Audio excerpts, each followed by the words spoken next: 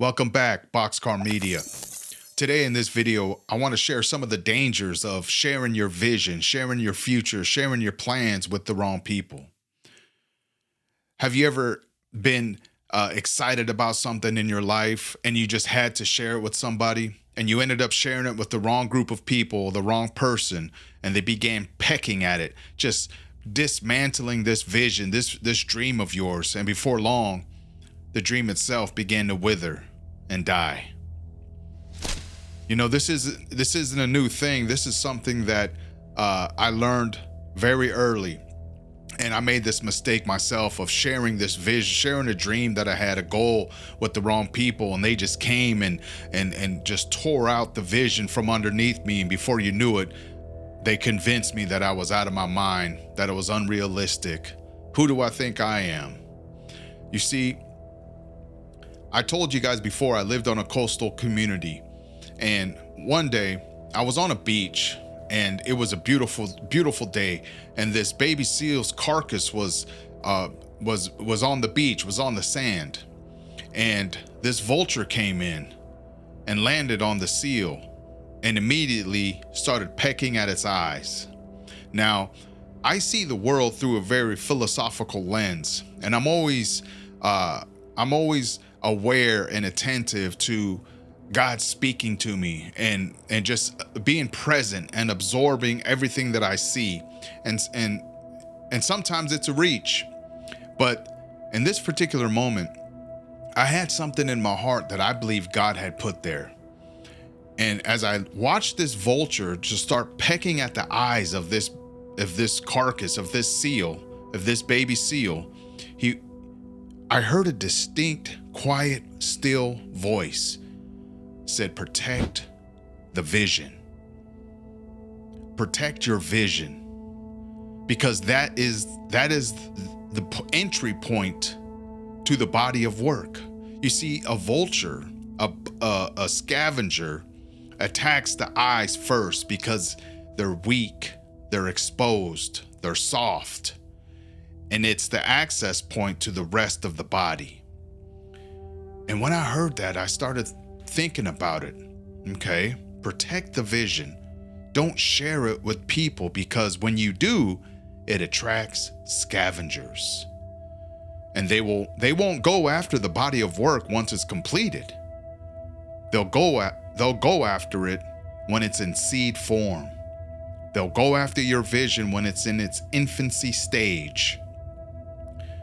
And they'll say things to discourage you. They'll say things to mock you. They'll say things to intimidate you. See, people don't deserve access to your dreams and to your goals and to your vision when it's in its infancy stage. Those are private conversations between you and God. Those are things that are intimate, right? In Matthew, I believe it says, "Do not cast your pearls amongst swine." Don't give something precious to people that don't value it. Because if they can kill your vision, if they can steal your vision, they can annihilate the whole dream before it comes to fruition. You have to be careful of the people that you share your vision with. Now, there's a example in the Bible in Nehemiah. And I'm going to paraphrase here. Nehemiah was burdened with rebuilding the walls of Jerusalem. He was informed that the walls were in ruin, and he had a burden to rebuild the walls. And so he prayed to God first, got permission from the king, went over and inspected the damage at night in private. He didn't announce to everybody what he was doing, what his plans were. He went in secret. And at night, when everybody else was asleep, he inspected the damage to the walls. You see, because he understood that had he shared his vision prematurely, the naysayers, the mockers, the intimidators will come and try to dismantle and try to dissect the dream, the burden, the goal that God had placed in his heart. You see, you got to protect the vision when it's in seed form. You got to protect the vision when it's in seed form. when it's in its infancy stage and it's still forming in your mind. You know, I learned this the hard way. I love sharing and inspiring with sharing my dreams and inspiring people, but there are often times when I shared goals that were only meant to be shared between me and God until they became a reality. And I remember in one instance I had this particular goal, and I shared it with somebody, and before you know it, he started telling me all the things that could possibly go wrong, talking about, yeah, so and so tried that before and it didn't work out. The permits won't allow you to, you know, all these different critiques, and before you know it, I heard secondhand that he was mocking my vision and my goal, my dream. To other people, they were like, hey, I heard about your plan to do such and such. I was like, I was thinking about it. He's like, yeah, that's crazy, bro. That ain't gonna happen here. That's never been done here. It ain't gonna happen, bro. And I'm like, wow, this guy went over to this other person and told him about something that was private, something that was sacred to me. And he went and shared it. And these people came and discouraged my vision. And it didn't happen. I allowed the criticism, I allowed the mockery and the naysayers to discourage me. But see, Nehemiah, when he went out, he inspected it at night. He kept it private before he went and shared it with strategic people that he knew were in alignment with the work that needed to be done to rebuild the walls. And that is something I would like to encourage you to do, is identify those people who are aligned with you before you share anything. Keep your cards close to your chest. Don't announce it. Despite how excited you may be, how enthusiastic, how crazy it sounds, and you want some reassurance, you want some support, you want some encouragement. Yeah, hey, that's a big vision, that's a big dream, that's a big goal. But hey, I'm here to support you. You may find people like that, but oftentimes you're gonna find the complete opposite, because people are comfortable with misery. They're comfortable with people failing. They're comfortable, and why? I don't know. And why would someone try to discourage you from accomplishing something great? It's none of your business why. We're not here to try to figure out why someone would try to smother a dream in its cradle. That's not our business. They're like boa constrictors. They're like pythons. Every breath you take, every word spoken about the vision, about your dream and goals, they're gonna tighten that discouragement around you until eventually the dream will suffocate and die. Keep your cards close to your chest. Don't share your dreams and future aspirations with anybody until you begin to build and you start seeing results. And that's when the warfare becomes harder, because that's when they'll start to see, because see, they don't come when it's in its pioneering stage. Scavenger type people, they circle and they view the perimeter, and they identify people that are trying to elevate, trying to raise the standard, and they'll come and attack. And they did this with Nehemiah. They criticized him, they mocked him, but when they seen that that wasn't affecting the work was continued to be done. And the way Nehemiah combated all these different strategies from his enemies wasn't through brute force. He was prepared.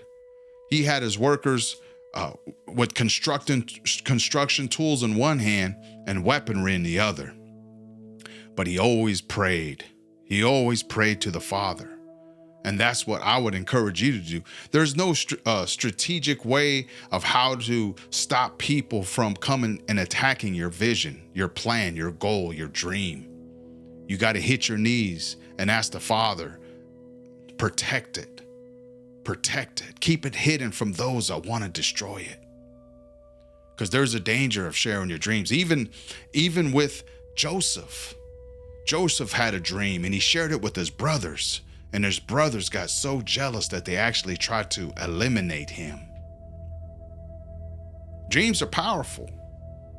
Dreams trigger something in people that don't have them, and they want to destroy them. And these were Joseph's blood brothers. So family isn't disqualified from potentially becoming your biggest adversaries when it's time to build, when it's time to network, when it's time to gather resources, when it's time to identify those who are in alignment with your vision, with your dream. Family's not disqualified from hating on you. Unfortunately, sometimes they'll be the main ones initiating it. So pray for discernment, pray for wisdom. You're not keeping your dream hidden because you're afraid. You're keeping your dream hidden because you're wise and you're exercising discernment. You're here to identify those who are in alignment with your vision and begin to share it with them. Begin to build, reinforce, build the vision, build the dream, build the goal. But watch who you share it with. When all the strategies didn't work against Nehemiah, when they were trying to intimidate, they were trying to mock them, make fun of them, none of that worked. And then, this is powerful. And you'll identify people like this. They had this false concern about Nehemiah, and they requested a meeting with him. You see, they want to distract him from the work that was being done. And you'll find that in your own life. When you're in the midst of your dream, when you're in the building stage, you'll have those same people who mocked you, those same people who try to intimidate you, those same people that try to steal your dream in its infancy stage. They'll come back, they'll circle around, and they'll request a meeting with you. And this is powerful. This is what Nehemiah told them. I am doing a great work, and I cannot come down. Why should I stop this great work to come down and meet with you? And that has to be your response to get this vision to come to pass, to get your goal, to get your dream, to get your future life, to get whatever it is that you're believing God for, whatever it is that you're putting your hands to, whatever field you're trying to plow. When people come around, these scavengers, and try to distract you when everything else didn't work, and they still see that you're out there grinding, you're out there pounding the pavement, you got your nose to the grindstone, you're sharpening the axe, you're executing, you're not just talking about it, you're out there actually putting in the work, putting the pedal to the metal, putting the rubber to the pavement, and you're out there really getting it done. They'll come and try to distract you by requesting a meeting, by exhibiting some false sense of concern for you. Oh yeah, they did it to Nehemiah, but his response was powerful. I cannot come down. I'm doing a great work. So my encouragement to you is when anybody tries to distract you and tries to throw a wrench in the progress of your work, and they want to say, hey, can we meet? I just want to have a word with you.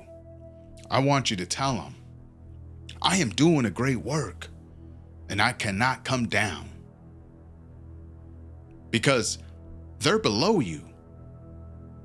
You can't come down to their level anymore. You've elevated. You've accomplished something, and they see it and they're like, wow, he actually really is doing it. She really did have the audacity to start. She applied for the college. He actually went for the job. He actually started his own business. She actually did leave that person. Whatever it is you got to do, whatever adjustments you got to make in your life, the scavenger type people will be circling, and when everything else fails, they will request a meeting. Hey, can we talk? I cannot come down. I'm doing a great work. Why should the work stop so I could come down and meet with you? I can't come down for drama. I can't come down for mockery. I can't come down for gossip. I can't come down to hear the latest who's doing what to who, and who left who, and this person did that, and this person said this about you. I can't come down for that. I'm doing a great work. So this is Boxcar Media. I hope you're encouraged. I hope that you got something valuable out of this video. And remember, when God gives you a vision, or when something is burdened in your own heart that you want to see to fruition, be careful who you share the vision with. Keep it private. Keep it to yourself, because the scavengers will come and they'll attack the vision first before it becomes reality. I'll see you on the next one. Thank you for joining us. We hope today's episode has sparked your curiosity and offered you new insights into the human experience.